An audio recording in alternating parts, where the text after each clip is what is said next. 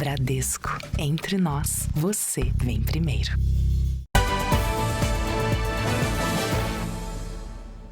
Boa noite. Boa noite para você. O governo estuda uma proposta para ampliar em até 50% a pena para o crime de receptação de celulares roubados ou furtados. Acho que quase todo mundo já teve ou conhece alguém que teve o celular roubado, né? E por esse projeto de lei, a pena máxima para quem comprar um celular roubado sobe para 6 anos de prisão. Esta mulher se preparava para voltar para casa quando foi surpreendida por um assaltante que quebrou o vidro do carro e roubou o celular que estava nas mãos dela. Quando eu me vi, eu já estava sem meu celular e com o rosto machucado e eu não sabia o que fazer, mas foi muito rápido. O último sinal emitido pelo rastreador do aparelho indicou que o celular foi parar na região da Santa Efigênia, no centro de São Paulo, local conhecido pela venda de eletrônicos, em alguns casos equipamentos sem procedência confirmada. Além do susto, mais prejuízos. No celular da vítima estavam todos os contatos profissionais e informações valiosas. Eles invadiram a minha privacidade, invadiram tudo que eu tinha no celular. Para tentar coibir principalmente a comercialização do equipamento roubado ou furtado, o governo federal quer que a punição para este tipo de crime seja mais severa. O projeto de lei proposto pelo Ministério da Justiça foi encaminhado para a análise da equipe do presidente Lula, antes de ser apresentado ao Congresso. A medida prevê um aumento da pena em até 50% para quem comprar um celular roubado ou furtado. A condenação máxima passa de 4 para 6 anos de prisão. O texto também prevê a tipificação do furto e roubo qualificado, quando o crime é encomendado. Este advogado criminalista defende que não basta só aumentar a pena. Compreender as motivações que envolvem esse cometimento do crime, tá? Para daí sim se pensar em alternativas a se reduzir o cometimento, que com certeza não é por meio da elevação das penas abstratas do crime. Em São Paulo, mais de 21 mil celulares foram roubados ou furtados em janeiro. A polícia tem intensificado o combate às quadrilhas. Em uma única operação, no início do mês, 69 pessoas foram presas e mais de 10.500 aparelhos foram recuperados. Se começar a combater mais, ter penas maiores para isso, talvez consiga inibir esse tanto de roubo de celular que temos hoje em dia. Especialistas alertam para o aumento de casos de choques elétricos no país. Número de mortos no terremoto na Ásia passa de 1.600. O presidente Lula diz que Donald Trump está no caminho certo nas negociações entre Rússia e Ucrânia. Venezuela reduz jornada de trabalho para evitar risco de apagão. Na estreia do Campeonato Brasileiro, Vasco e Santos fazem clássico nacional com transmissão da Record. E os gols do sábado na rodada de abertura.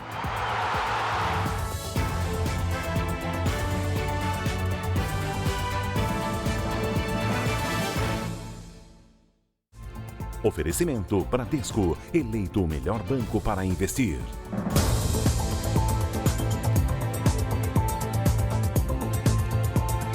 Uma biomédica foi morta na frente da família durante uma discussão no Rio de Janeiro. Ela estaria sendo perseguida por um ex-paciente e foi atacada por uma mulher que estava com ele.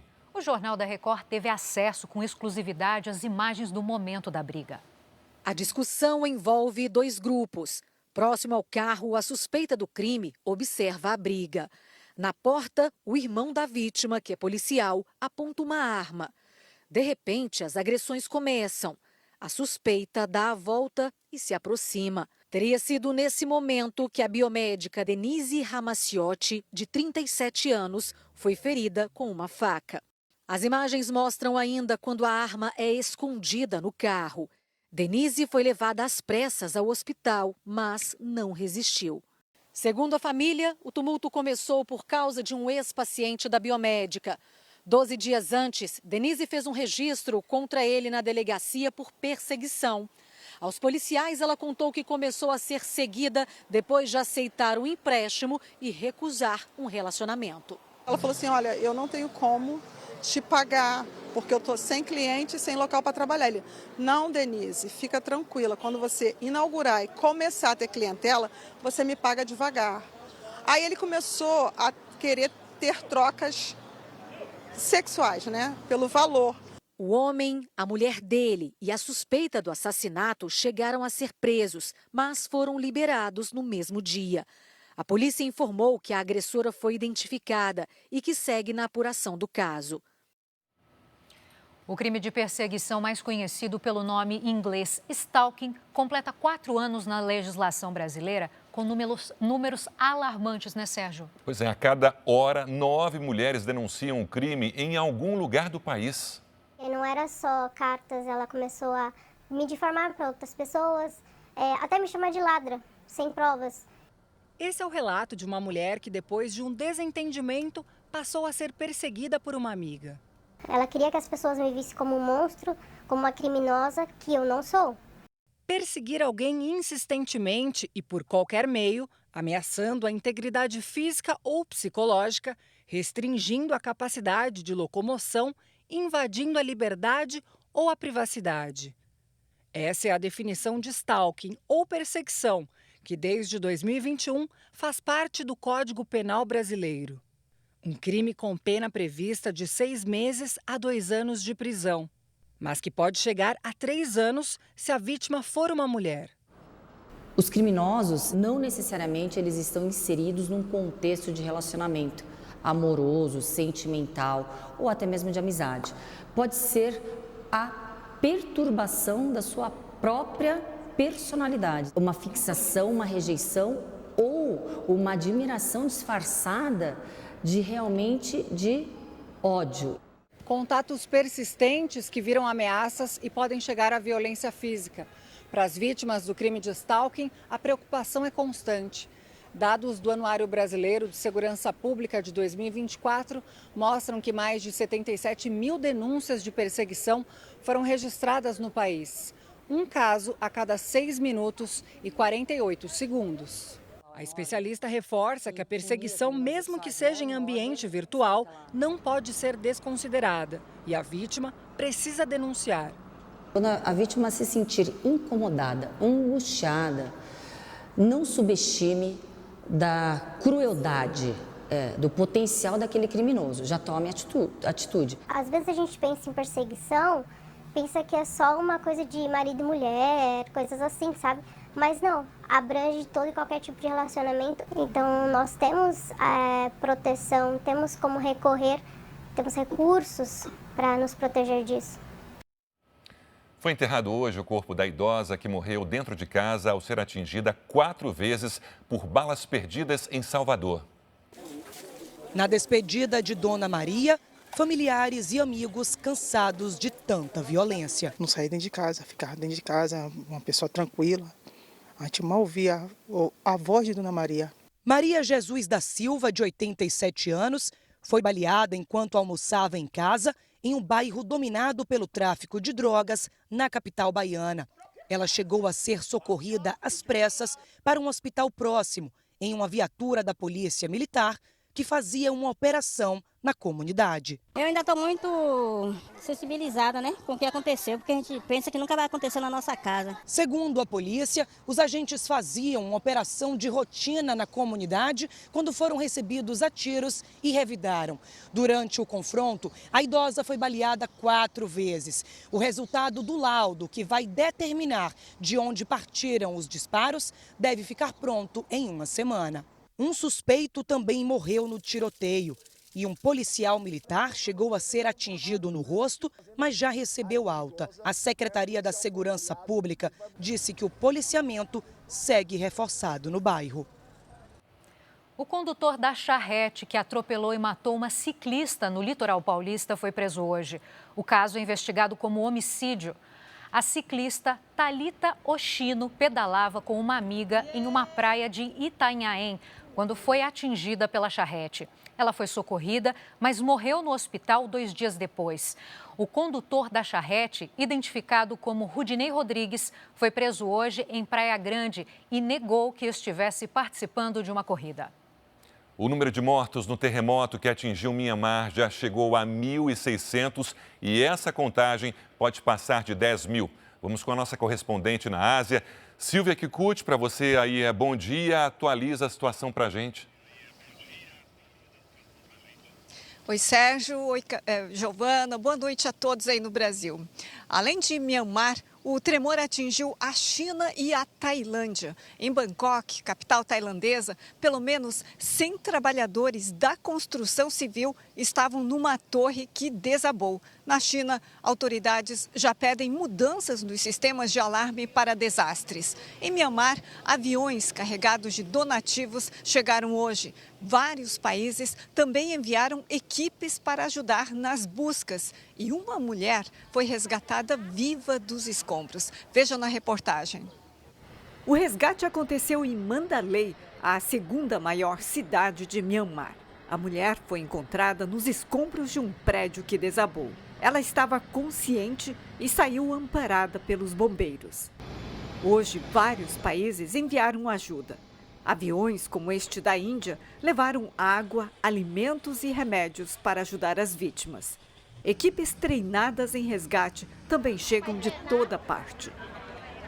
O terremoto que atingiu Myanmar, Tailândia e China na sexta-feira teve uma magnitude de 7,7. O tremor já é considerado um dos maiores deste século no Sudeste Asiático. Segundo geólogos japoneses, a região fica sobre a junção de placas tectônicas ativas, o que contribuiu para a dimensão da tragédia. Em Bangkok, a 1.000 quilômetros do epicentro do terremoto, equipes de resgate tentam encontrar cerca de 100 trabalhadores da construção civil que estavam no arranha-céu de 30 andares que desabou. Em outra parte de Bangkok, uma mulher deu à luz durante os tremores. A equipe do hospital manteve a mãe calma até o nascimento da menina Mink. Esta imagem, gravada hoje em Myanmar, mostra um prédio que por pouco não desabou. A junta militar que governa o país informou que o abalo atingiu pelo menos 2.900 edifícios, 30 estradas e 7 pontes. Especialistas levantam questões sobre o motivo da população não ter sido retirada antes das regiões atingidas. Autoridades dos países afetados discutem mudanças nos sistemas de alarme e formas de prevenção para esse tipo de desastre. De volta ao Brasil e agora com alerta. O número de pessoas picadas por cobras mais que dobrou no período de um ano no estado do Rio de Janeiro. Só em 2024 foram quase 800 ocorrências e a preocupação aumentou por causa do aparecimento de mais cobras venenosas. Patrícia ainda se recupera do susto. A dona de casa estava sozinha quando foi picada por uma serpente. Fui ver a caixa d'água estava cheia, subi aquele morrinho. No chão ela estava deitadinha ali, que eu não vi ela, né? Quando eu pisei, senti uma picada, olhei para trás e aí eu vi a cobra. Estas imagens mostram como ficou a perna depois da picada. A vítima foi socorrida pelo marido, que dirigiu por 30 quilômetros até esta unidade de saúde. A única que tinha o soro antiofídico em Petrópolis, na região serrana do Rio. Eu achava que ela ia morrer, que eu fiquei com aquilo na dúvida, não sei se é cascavel, se é jararaca, ou se é uma cobra que mordeu. Patrícia ficou 2 dias no hospital e se recuperou. Elisângela também foi atacada por uma cobra dentro de um hotel da cidade. O coração acelerava, sentia muita falta de ar, muita falta de ar. Nos 2 casos, as vítimas estavam em uma área como essa, cercada de mata. E o problema não é isolado. Neste condomínio, moradores dizem que a presença de cobras nas ruas e casas tem sido cada vez mais frequente. Desde o início do ano, Petrópolis já registrou 9 acidentes envolvendo serpentes. Em todo o ano passado, foram 21 casos. Esse último mês aí foram mais de 8 constatadas dentro das casas das pessoas, nos terrenos das pessoas, inclusive com 2 incidentes, sérios. Os ataques foram de jararacas, comuns na região. Mas o aparecimento de cascavéis, consideradas mais letais, preocupa moradores.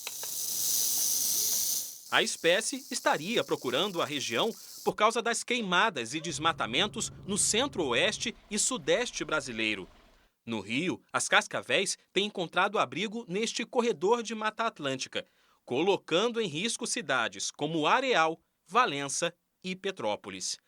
No ano passado, mais de 780 pessoas foram picadas por cobras no estado do Rio. O número é o dobro do registrado em 2023. Este ano, já são pelo menos 104 ocorrências. Em caso de acidente, a orientação é limpar o machucado com água e sabão e buscar ajuda especializada.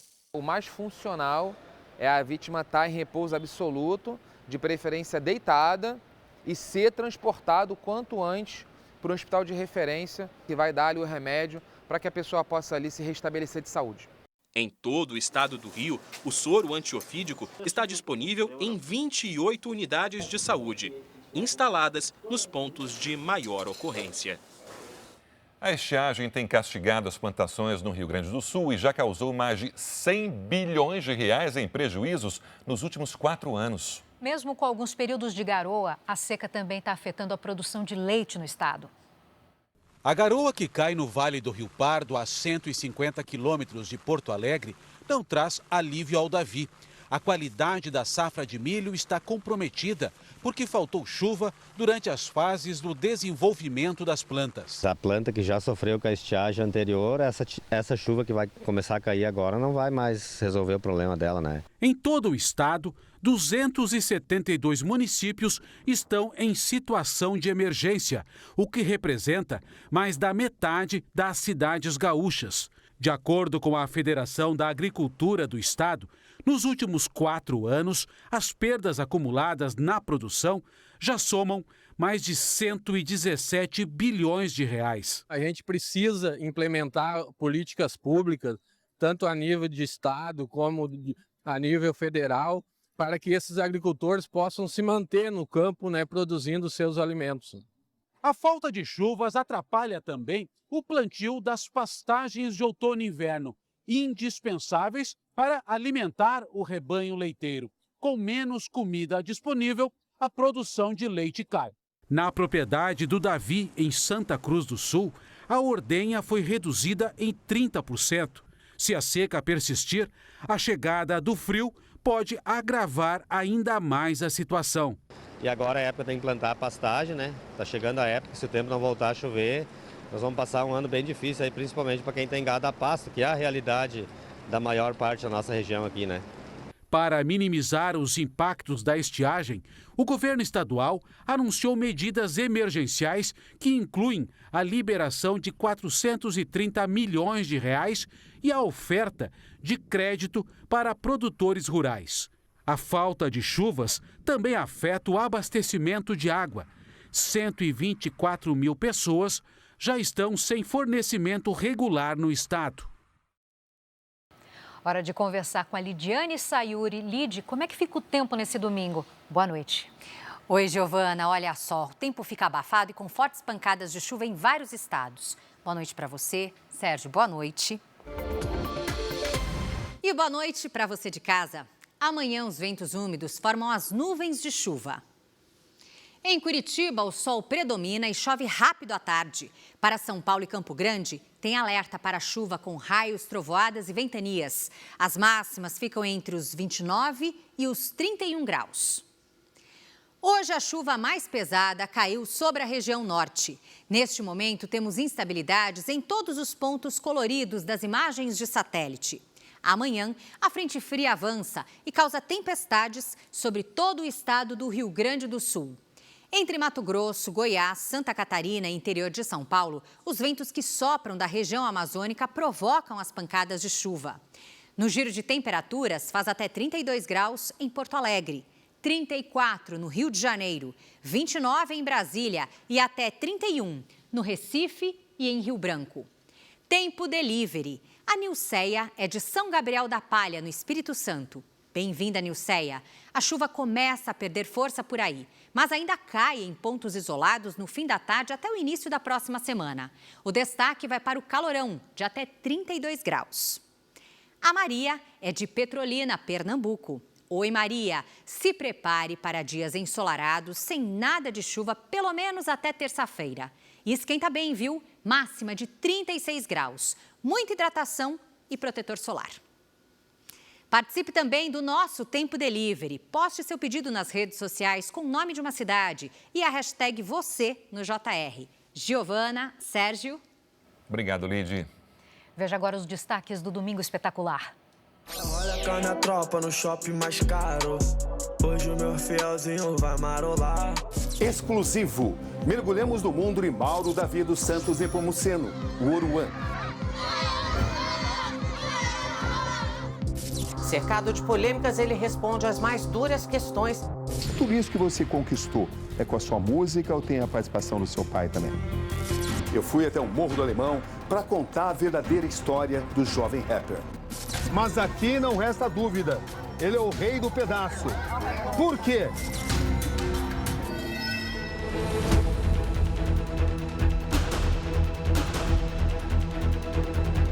Das ruas aos bailes funk.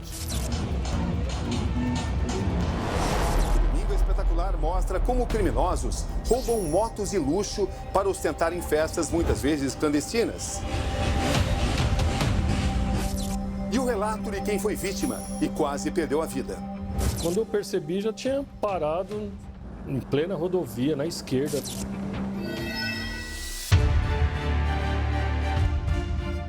A história do seu Pedro. Há 17 anos, ele briga na justiça para fazer um teste de DNA e descobrir quem é o pai biológico. Isso que eu queria saber, a verdade. Ele pode ser filho de um homem rico e ter direito a uma herança milionária. Hoje, aos 82 anos, seu Pedro mantém viva a esperança de descobrir toda a verdade. Por causa desse sofrimento, né? Angústia de não saber a verdade. É no Domingo Espetacular. Às 8h30 da noite. Veja a seguir o alerta para o risco das descargas elétricas que tem aumentado no Brasil. E a preparação de Vasco e Santos para a estreia no Campeonato Brasileiro.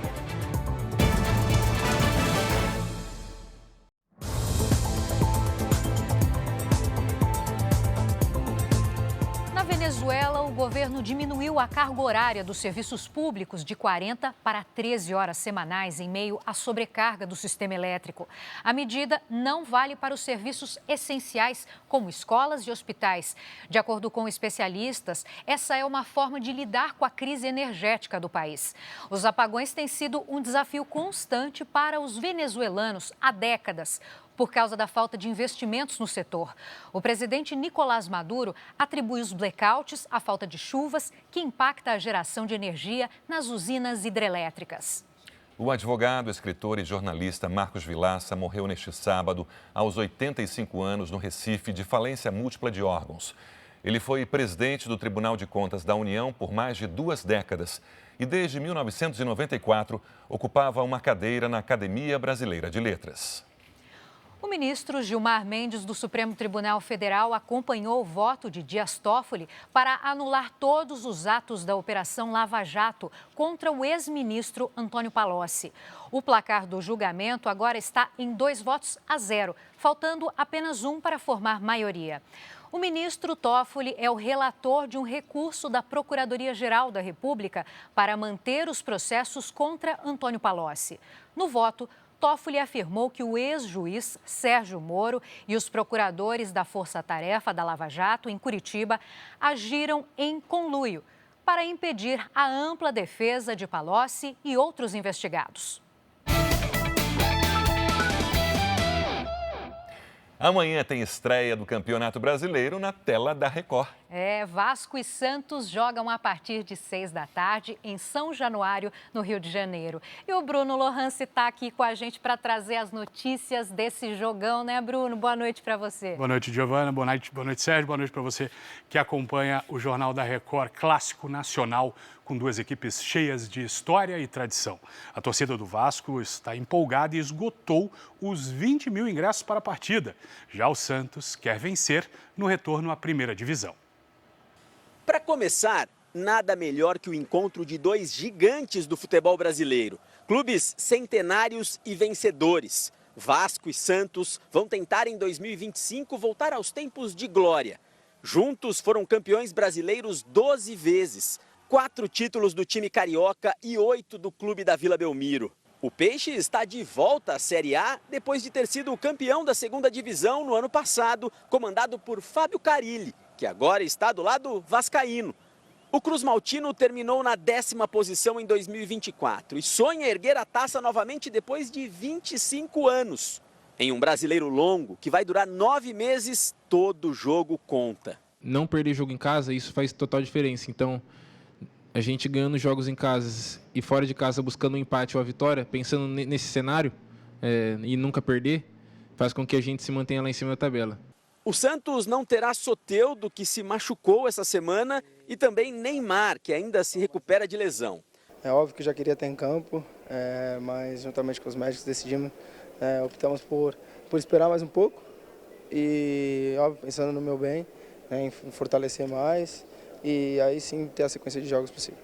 O time aposta em Guilherme, artilheiro do Paulistão, e em uma zaga com a experiência de Gil, que já foi campeão brasileiro 2 vezes. É um jogo muito difícil, onde que nós vamos ter que ter bastante consciência daquilo que nós fizemos durante todo esse tempo aí que saímos do Campeonato Paulista. No lado vascaíno, equipe completa para a estreia, com direito ao ídolo Felipe Coutinho e ao artilheiro do Campeonato Carioca, o pirata argentino Verratti. Pra mim, 1-0 já tá bom desde que vença, que a gente precisa vencer, né? Pra começar o ano já com o pé direito. O Vasco conta ainda com um fator que tem sido muito determinante: o histórico estádio de São Januário. No ano passado, pelo Campeonato Brasileiro, a equipe perdeu só 2 partidas aqui. E para o jogo de amanhã contra o Santos, todos os ingressos já foram vendidos. Mais de 20 mil torcedores para empurrar o Vasco no ritmo carioca. Olha essa torcida te apoiar, estarei contigo onde quer que vá. E se você não tem um desses ingressos, fica tranquilo. A Record transmite esse jogão para todo o Brasil, com exclusividade na TV aberta, a partir das 6 horas da tarde. 1 em cada 5 jogadores da Série A do Campeonato Brasileiro é estrangeiro. O Vasco lidera a lista de maiores importadores do futebol. E a esperança de gols do time está em um argentino com sotaque carioca. Há menos de 2 anos no Rio, o atacante argentino Pablo Verratti já se considera carioca de coração. Me adaptei muito rápido.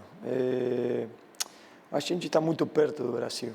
Argentina e Brasil, mais allá da rivalidade futebolística, muda o idioma, mas eu desde pequeno com minha família veníamos do Féria Brasil e acho que essa conexão é muito perto entre os dois países. O goleador virou ídolo da torcida vascaína, que conta com representantes de 7 países. O atacante angolano Lloyd Augusto é mais um atleta que faz esse intercâmbio cultural no Vasco.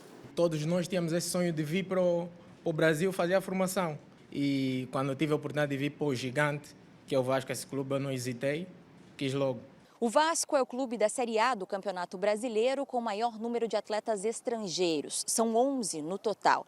Mas ao longo da competição, 139 jogadores vindos do exterior devem entrar em campo no maior torneio do país. Isso representa mais de 20% do total de inscritos. E eles vêm de várias partes do mundo, são 19 nacionalidades. A Argentina é a maior exportadora de atletas ao nosso futebol, seguida pelo Uruguai e a Colômbia. Essa combinação tem dado muito certo no Rio de Janeiro. No Flamengo, os uruguaios Arrascaeta e De La Cruz são destaques no time. O Fluminense tem o argentino Cano como artilheiro da temporada, além do colombiano John Arias como craque da equipe tricolor. Enquanto o Botafogo conta com o talento do venezuelano Savarino para balançar as redes adversárias. Já o Vasco aposta no faro de gol de Verratti, conhecido como Pirata pela torcida, para o início do Campeonato Brasileiro. O time vai encarar o Santos de Neymar logo na estreia. Vai ser jogo muito bonito, muito importante para começar o Brasil ganhando em casa, com nossa torcida. Acho que vai ser muito importante ficar com os 3 pontos para tudo que vai vir mais adiante. Depois de comemorar o fim de jejum de títulos com a conquista no Paulistão, o Corinthians retomou os treinamentos de olho na estreia do Campeonato Brasileiro. O título paulista foi muito bem comemorado.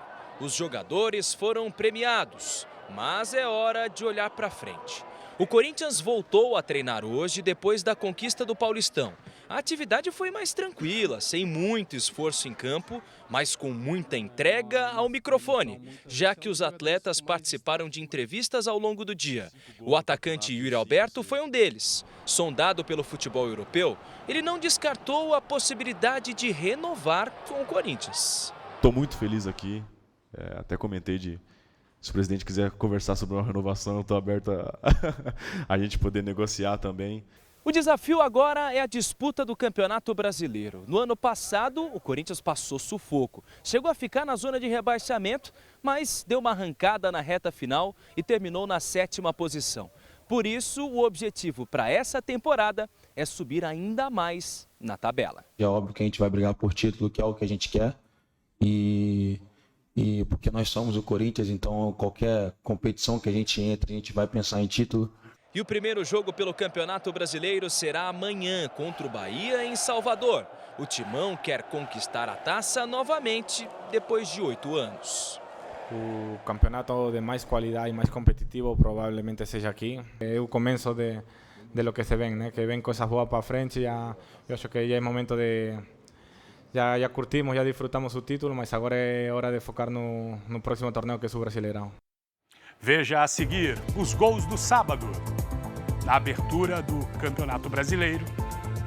O presidente Lula diz que Trump está no caminho certo nas negociações entre Rússia e Ucrânia.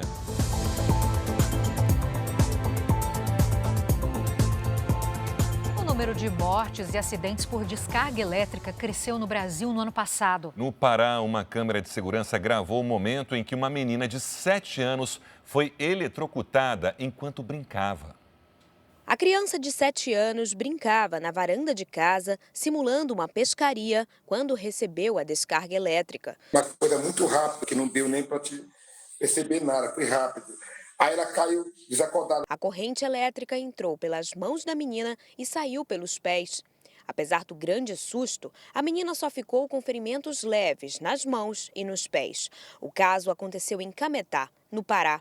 A proximidade da casa com a rede elétrica da rua chamou a atenção. Quando se fizer uma obra, tem que ter autorização dos órgãos competentes, para que se evite essa proximidade, como foi o caso, Uma pesquisa divulgada pela associação que alerta para os perigos da eletricidade revelou um aumento de 12% nos acidentes e de 7% nas mortes com origem elétrica no Brasil. Os números comparam o ano passado com o ano anterior. Dependendo do nível de tensão, você não precisa tocar.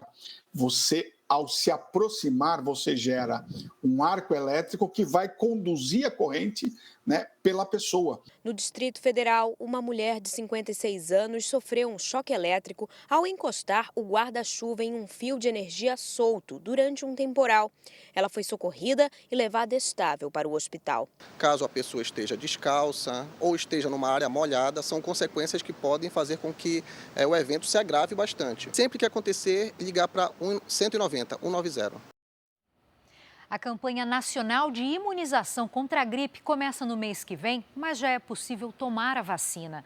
Mais de 600 pessoas morreram por causa da influenza desde outubro do ano passado no Brasil. No primeiro dia de vacinação contra a gripe, os postos de saúde ficaram cheios em Salvador. Dona Albertina, de 82 anos, foi uma das primeiras da fila. Dificilmente eu tenho gripe, essas coisas. Meu cartãozinho é cheio. É lotado. O Ministério da Saúde distribuiu 35 milhões de doses para todos os estados e orientou que a campanha começasse assim que as secretarias recebessem os imunizantes. Este ano a campanha traz uma novidade. O imunizante ficará disponível durante todo o ano para crianças de até 6 anos, gestantes e pessoas acima dos 60 anos. A meta do Ministério da Saúde é vacinar 90% dos grupos prioritários, ou cerca de 50 milhões de pessoas. A gente precisa entender que o vírus circula com maior intensidade durante o inverno e precisamos estar imunizados. É através da vacina que a gente se previne e de outras medidas preventivas, mas a vacinação é uma medida efetiva que a gente não pode deixar de considerar. Desde outubro, 618 pessoas morreram por influenza no país, segundo a Fiocruz. Para me precaver, tem muita gente gripada solto por aí. Depois da Covid, fiquei mais exigente, Tá certo. Um projeto de lei que prevê a criação de regras para quem aluga apartamentos por aplicativos está em discussão na Câmara Municipal do Rio de Janeiro. A regulamentação tem o objetivo de ampliar a segurança e garantir a arrecadação pelo imposto de serviço.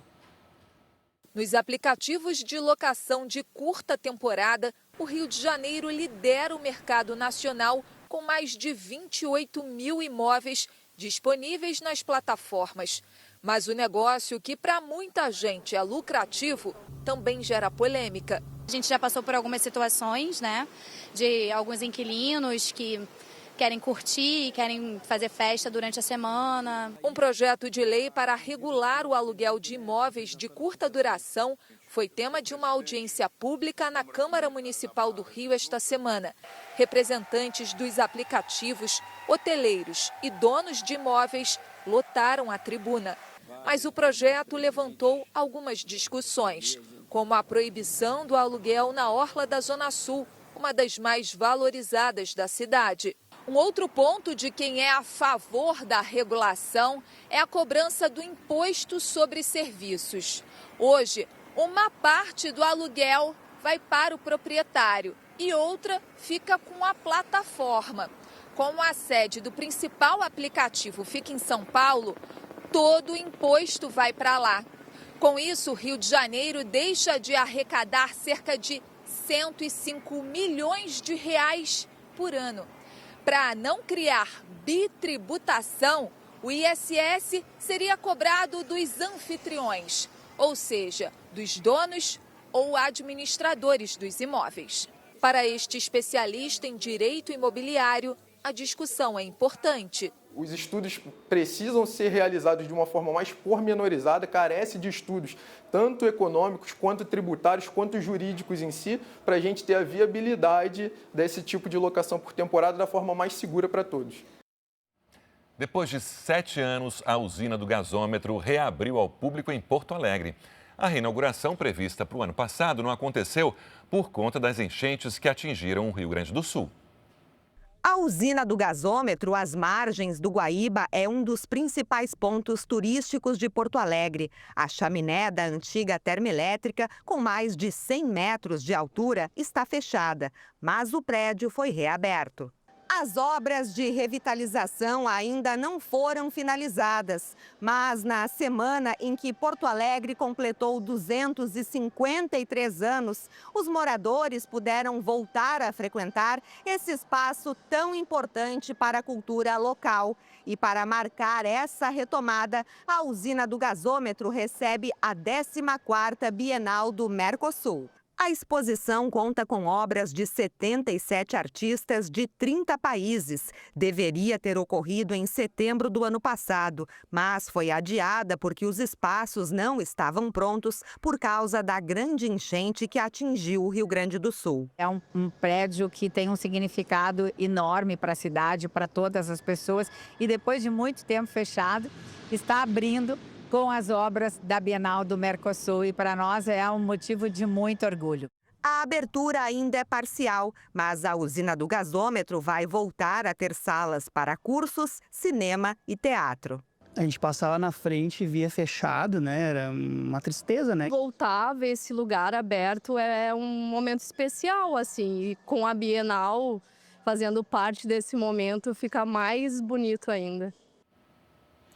Quem gosta de laranja já percebeu que o preço está lá nas alturas. A falta de chuva, o calor extremo tem prejudicado a produção em várias regiões do país, né, Sérgio? Os agricultores estão usando até protetor solar específico para alimentos para reduzir as perdas na lavoura.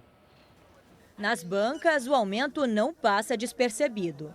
A gente evita o desperdício, né, e acaba comprando um pouquinho menos para passar a semana mais tranquilo. Pode mudar de barraca para barraca, um preço é o mesmo, está bem alto. Segundo o Centro de Estudos Avançados em Economia Aplicada da Exalc, a Escola Superior de Agricultura, os preços da laranja in natura devem seguir em alta. Os principais motivos são a redução da oferta e o aumento do consumo interno. Pelo último levantamento divulgado, o preço da caixa de 40 quilos e 800 gramas de laranja-pera aumentou 6,53% em apenas uma semana. A diminuição da produtividade envolve fatores climáticos. A combinação de calor intenso com pouca chuva afeta diretamente as plantações. E, para aliviar os impactos, os produtores têm buscado alternativas, como o uso de um protetor solar para alimentos. Ela diminui mais ou menos em torno de 4 a 5 graus, diminui, para você dar um conforto maior para a planta e tentar fazer um pegamento maior nas plantas. Outro fator que impacta negativamente a produção são as pragas. A mais ameaçadora em todo o mundo é chamada de greening, uma doença bacteriana que causa a queda prematura da fruta. Ao mesmo tempo em que as produções estão baixas, a procura pelas frutas cítricas aumentou, principalmente o suco de laranja. Como alternativa para agregar valor na produção, o Eduardo tem investido no suco e tem faturado o dobro do lucro do que com a venda direta da fruta. Investir em novas tecnologias de plantio, em manejo, para a gente conseguir produzir. Durante o outono, aumenta o risco de incêndios florestais. Vamos voltar com a Lidiane Sayuri para saber por que isso acontece. Sérgio, esse período de transição entre o verão e o inverno é marcado pela redução da influência de frentes frias. Com isso, a umidade do ar diminui e o solo fica mais seco, aumentando o risco de queimadas. Somente no ano passado, Pantanal teve uma área atingida pelo fogo equivalente a 1.900.000 campos de futebol. No início deste ano, a chuva foi muito mal distribuída e ficou abaixo da média em várias áreas entre Mato Grosso e Mato Grosso do Sul. E essa tendência deve permanecer.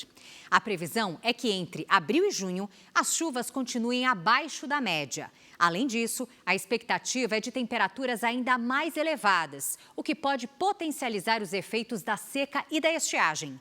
Essa combinação aumenta os riscos de incêndios. O Centro de Monitoramento de Tempo e Clima estima condições extremas de fogo no Pantanal nos próximos meses.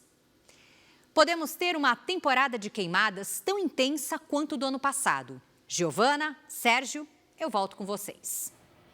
Obrigada, Lid. Mais de 2 milhões de brasileiros têm demência e a principal doença é o Alzheimer. Apesar de não ter cura, o diagnóstico precoce melhora a qualidade de vida dos pacientes. Uma forma de identificar os sinais do Alzheimer logo no início é prestar atenção aos problemas na fala. Esquecer as palavras é um exemplo. Foi há 6 anos que a vida da família da Antonella começou a mudar. Cláudia, sempre ativa e independente, começou a se esquecer das coisas. Um dia passei para buscá-la para levar no dentista, ela estava sem sapato. Eu falei, por que você não pôs o sapato? Eu não sei onde estão meus sapatos. O Alzheimer é o tipo mais comum de demência e leva ao declínio da memória e das habilidades de raciocínio, além de alterações de comportamento. O quadro piora com o tempo. No Brasil, estima-se que mais de 2.700.000 pessoas têm alguma forma de demência. As causas do Alzheimer ainda são desconhecidas e a doença não tem cura. Por isso, o diagnóstico no estágio inicial é essencial para que o tratamento possa retardar os sintomas graves e dar mais qualidade de vida aos pacientes. Antes do agravamento dos sintomas, é possível perceber os indícios na fala. São 5 sinais: pausa ou hesitação durante as conversas, o uso de palavras com significado errado, hábito de falar sobre tarefas em vez de fazê-las, uso de vocabulário mais simples e dificuldade em encontrar as palavras exatas para expressar ideias. Esta neurologista do Hospital Moriá explica que o paciente tende a demorar mais para explicar as situações. Quando a pessoa quer falar sobre um animal, ela não encontra essa palavra, então ela dá detalhes. Aquele que late, aquele que a minha sobrinha tem. Como ela vai esquecendo algumas palavras, acaba sendo um texto longo, meio sem incoerência. A idade é um fator de risco para o Alzheimer. A partir dos 65 anos, a chance de desenvolver a doença dobra a cada 5 anos. Exercitar o cérebro é uma forma de prevenção. Se você manter um nível intelectual e manter o seu cérebro trabalhando, memórias, jogos, isso é muito importante como prevenção. E alimentação, claro, e a atividade física. Na casa da Antonella, muita coisa mudou, Mas, ao olhar as fotos, Dona Cláudia se lembra do significado de uma palavra importante: família. Diria que é uma bela família. Agora um destaque internacional. Na Ucrânia, 4 pessoas morreram e mais de 20 ficaram feridas em um ataque da Rússia com drones. Segundo autoridades ucranianas, os bombardeios no leste do país atingiram uma escola, comércios, casas e um prédio. A Rússia também lançou 30 drones contra a capital Kiev. Pelo menos 16 foram abatidos. Não há relato de feridos. As ofensivas acontecem em meio às negociações para um acordo de cessar-fogo que são mediadas pelos Estados Unidos. E no último dia da visita oficial ao Vietnã, o presidente Lula disse que Donald Trump está no caminho certo nas negociações de paz entre Rússia e Ucrânia. O presidente Lula elogiou o desempenho do presidente americano nas negociações de um cessar-fogo e criticou a postura dos países da Europa. Mas na medida que o Trump toma a decisão de discutir a paz entre Rússia e Ucrânia, que o Biden deveria ter tomado, eu sou obrigado a dizer que, nesse aspecto, o Trump está no caminho certo. Qual é o problema da Europa? É que, durante quase 3 anos, quando a gente falava que era preciso juntar o Putin e o Zelensky, a Europa dizia, não, nós temos que negociar só com o Zelensky. Agora que o Trump começou a conversar com o Putin, a Europa não quer ficar de fora e quer que o Zelensky entre. E eu acho que tem que entrar. A conversa para ter paz é colocar Putin e Zelensky em torno de uma mesa, com quem eles convidarem para participar, e parar de atirar e começar a plantar comida e discutir paz. Lula também afirmou que não teria problema algum em falar com Trump sobre as questões das tarifas. Assim como não vê impedimento para recorrer à Organização Mundial do Comércio. O Brasil vai tentar negociar ao máximo, todas as palavras que estarão no nosso dicionário de negociação, nós iremos utilizá-las. Mas nós não teremos nenhuma preocupação de recorrer ao OMC, que é o lugar onde todos os problemas comerciais deveriam ser resolvidos, ou, se não for resolvido, nós temos o direito de impor reciprocidade aos Estados Unidos. Na hora que eu senti necessidade de conversar com o presidente Trump, eu não terei nenhum problema de ligar para ele. Na visita ao Vietnã, os presidentes dos 2 países assinaram acordos bilaterais. Entre eles, um que permite a volta da exportação de carne bovina brasileira ao país asiático depois de quase uma década. Brasil e Vietnã também se comprometeram a atingir um comércio bilateral de 15 bilhões de dólares até 2030. Mais cedo, Lula também participou de um fórum empresarial com executivos brasileiros e vietnamitas. Lula visitou ainda o Museu de História Militar do Vietnã. Com um exército numeroso e bem treinado, o Vietnã tem investido em modernização militar. Essas peças que nós vemos aqui deixam evidente o orgulho que o país tem da história militar, principalmente da Guerra do Vietnã. O governo dinamarquês propôs discutir maior presença militar dos Estados Unidos na Groenlândia, território que é controlado pela Dinamarca. O ministro das Relações Exteriores da Dinamarca, Lars Rasmussen, afirmou que pode trabalhar junto aos Estados Unidos pela segurança da região do Ártico. E acrescentou que, se o governo americano quiser ter uma presença militar mais forte na Groenlândia, a Dinamarca pode discutir o assunto.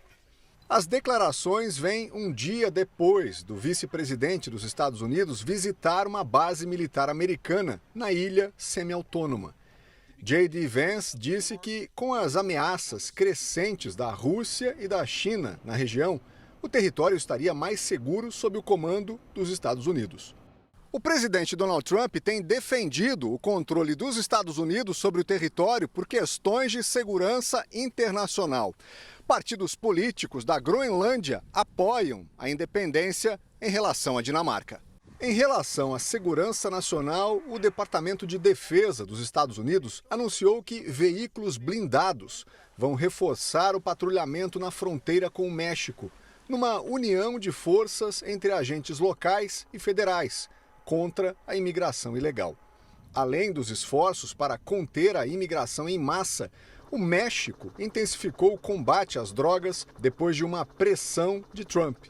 Hoje, quase 2 toneladas de cocaína foram apreendidas no litoral mexicano. 5 suspeitos foram presos. O grupo terrorista Hamas concordou com os termos de um novo cessar-fogo em Gaza, mediado pelo Egito. O acordo garantiria a liberdade de mais 5 reféns. Israel e Estados Unidos fizeram uma contraproposta que não foi revelada. Em Tel Aviv, milhares de manifestantes foram às ruas pedir a libertação dos reféns. Parentes dos sequestrados também pediram para que o presidente americano, Donald Trump, continue os esforços para trazer todos os reféns de volta. Novas descobertas reforçam as evidências de que um monte na Turquia foi o destino final da Arca de Noé. Estudos já tinham revelado marcas de uma embarcação e análises recentes do terreno mostram sinais de vida marinha de mais de 5.000 anos, período em que a Bíblia registra o grande dilúvio. Turquia, a cerca de 30 quilômetros do Monte Ararat, perto da fronteira com o Irã, repousa uma formação geológica única, chamada de Durupinar. A elevação fica a cerca de 2.000 metros de altura, mas pesquisadores descobriram vestígios de depósitos marinhos de milhares de anos e a suspeita de que este local pode ter sido o cenário de uma grande inundação. De acordo com pesquisas, possivelmente o destino final da Arca de Noé. A narrativa bíblica conta que a Arca de Noé foi construída há milhares de anos. Até hoje, inspira representações em todo o mundo, como este modelo da embarcação no Zoológico Bíblico de Jerusalém. Pesquisas continuam a aprofundar o conhecimento sobre essa história. E com o apoio da ciência, novas descobertas reforçam as evidências dessa jornada que salvou Noé, a família dele e todas as espécies de animais do grande dilúvio descrito na Bíblia. Andrew é pesquisador bíblico e conta que a embarcação descrita no livro de Gênesis, na Bíblia, é muito semelhante ao que foi encontrado na região do Monte Ararat. O tamanho, o formato e as dimensões apontam que é a Arca de Noé, revela. A primeira foto do local foi tirada em 1959 pelo piloto turco İlhan Durupinar. Desde então, a região tem sido alvo de estudos que envolvem diferentes tecnologias, como radares com ondas eletromagnéticas e reconstruções com modelos em 3D. Andrew ainda cita uma pesquisa que aponta uma diferença no solo encontrado do lado de dentro e dos contornos da formação geológica. Acredito que a ciência, que busca evidências físicas dessas histórias, pode ajudar a provar e mostrar que a história da Bíblia é verdadeira, afirma. São as evidências de uma arca que, segundo a Bíblia, cumpriu a missão. A novela Gênesis, da Record, também mostrou toda a trajetória de Noé. Ele foi o escolhido por Deus para recomeçar a humanidade que estava tomada por maldade e violência. Noé foi avisado que uma grande tempestade viria e que deveria construir uma imensa embarcação. Quando chegou a hora, Noé e a família entraram na arca, que também abrigou animais de diversas espécies. Foram 40 dias de chuva intensa e muitos outros até que as águas diminuíram. Quando a terra secou, Noé, sua família e todos os animais saíram da arca e iniciaram os novos dias.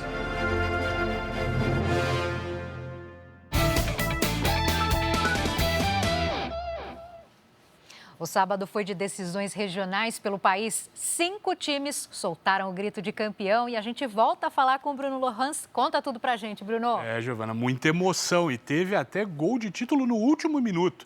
Taça definida nos pênaltis. Não faltou emoção nas finais dos estaduais de hoje.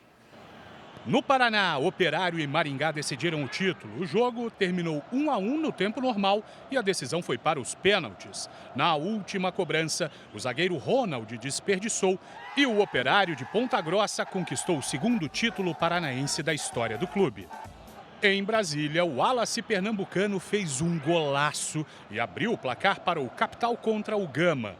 No segundo tempo, o atacante Luan empatou e o título do Candangão também foi decidido nos pênaltis.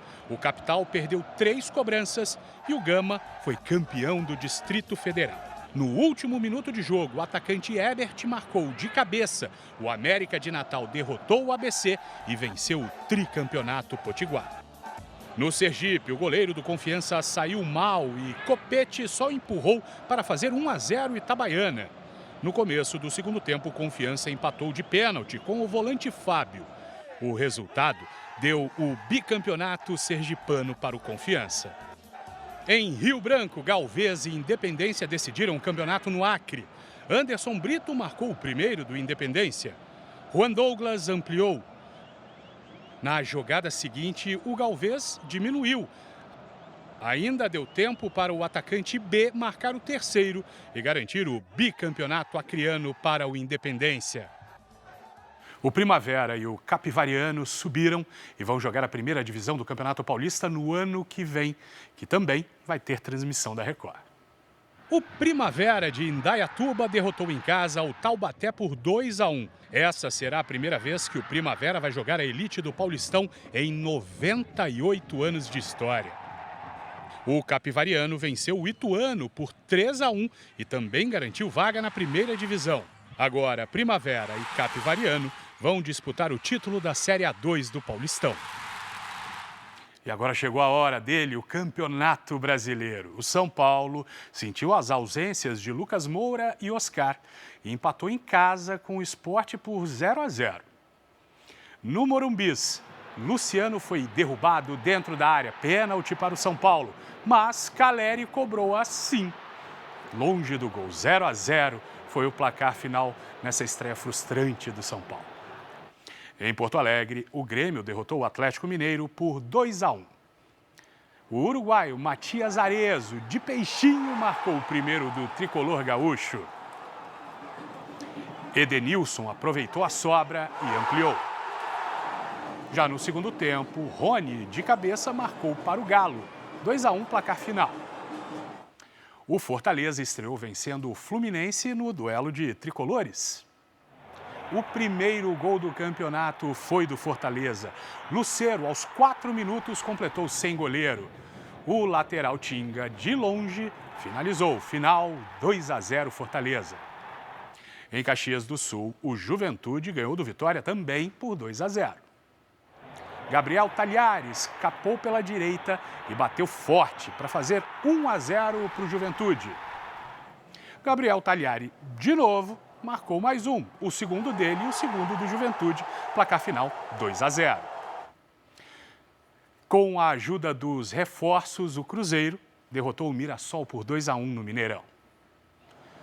Dudu completou o cruzamento de William e abriu o placar para o Cabuloso.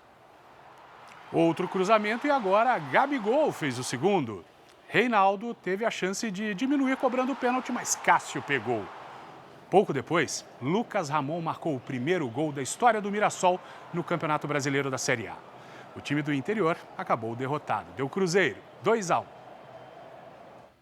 Entre as estrelas do Campeonato Brasileiro está Cássio Bruno. Ele ainda é considerado um dos melhores goleiros do país. Defendeu o pênalti aí, hein? Acabamos de ver, né, Sérgio? Uma história linda, uma carreira toda ela basicamente construída no Corinthians, mas chega ao Cruzeiro depois de um campeonato estadual em que não foi tão constante, mas começa muito bem o Campeonato Brasileiro. O Cruzeiro quer ganhar um título nacional, o que não acontece há mais de 10 anos. Faz 10 anos que o título nacional não vai para o lado azul de Minas Gerais. Já tem tempo. Exatos 11 anos desde que o Cruzeiro venceu o Brasileirão pela última vez. No ano seguinte, em 2015, o Corinthians impediu o tricampeonato celeste e interromperia a sequência de títulos mineiros. Mas repare bem nesse rapaz de camisa amarela. Não é semelhança. Cássio ganhou como goleiro corintiano naquele ano. Hoje, é um dos principais nomes do elenco estrelado cruzeirense. São jogadores que eu, honestamente, não imaginava jogar junto, né? Se pegar o Dudu, um dos maiores jogadores da história do Palmeiras. O Gabi também, vou jogar no Flamengo, marcante. Até mesmo o Fagner, achei que não jogaria mais com ele. Surpresa! Surpresa! Cássio é bicampeão brasileiro, tem 2 taças como essa, mas vai apenas para o 2º campeonato brasileiro vestindo a camisa do Cruzeiro. O foco é em títulos, mas com os pés no chão. Acho que ano passado a gente teve uma amostra de como a gente pode brigar na parte de cima da tabela, na minha opinião. E às vezes que eu fui campeão foi assim, ser muito forte em casa. A gente tem que ser muito forte em casa, perder o mínimo de pontos possíveis e fora de casa tentar trazer pontos. Às vezes você não consegue ganhar, mas não perde, pontua. Na última edição do Campeonato Brasileiro, o Cruzeiro conquistou 10 vitórias em casa nos 19 jogos disputados. Para comandar Cássio e os novos colegas, o clube trouxe Leonardo Jardim, mais um técnico da Legião Portuguesa que chega ao Brasil e veio com a bagagem recheada de títulos.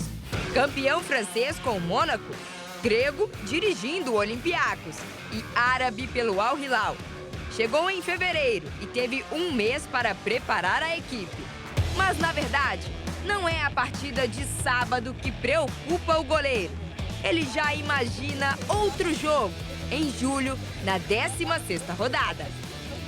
Pra mim vai ser jogar na arena lá contra o Corinthians mais difícil. Até por toda a história que eu tive lá. O Corinthians, ano passado, na situação que estava, a arena foi diferencial, fez a sua casa. E eu conheço bem lá, sei o quanto eles são fortes, sei o quanto aquela torcida empurra e faz a diferença pro ambiente. Vestindo a camisa do Cruzeiro, Cássio ainda não jogou contra o Corinthians. Campeonato Brasileiro promete um reencontro de campeões e com muita emoção, dentro e fora de campo.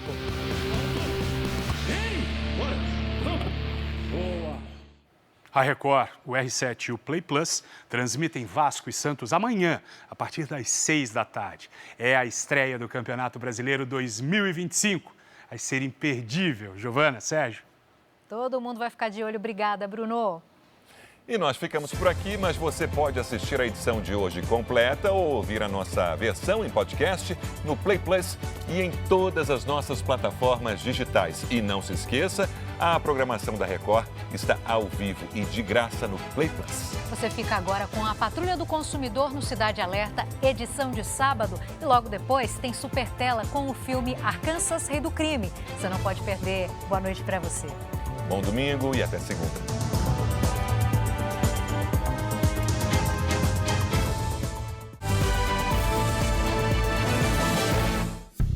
Bradesco, entre nós, você vem primeiro.